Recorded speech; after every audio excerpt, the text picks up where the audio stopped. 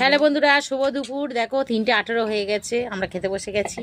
তো এখন কি কি রান্না হয়েছে, বাপের বাড়ি এসেছি, গরম মুখ করছে। তো দেখো, দাঁড়াও, ঢালতে হবে। কি কি রান্না হয়েছে দেখাচ্ছি, দেখো দাঁড়াও।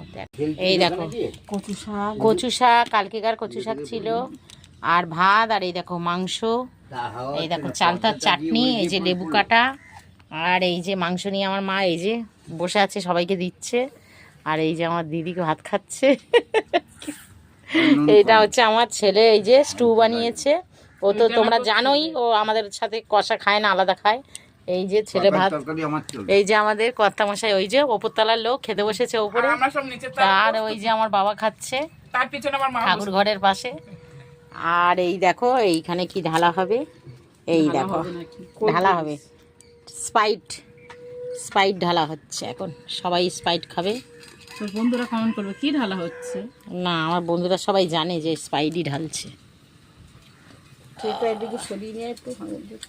ওই দেখো বন্ধুরা, এই দেখো স্প্রাইট খাবো আর তার সাথে ভাত খাবো। আর এই দেখো দুপুরবেলায় খেতে বসে গেছি বারান্দার মধ্যে সবাই মিলে।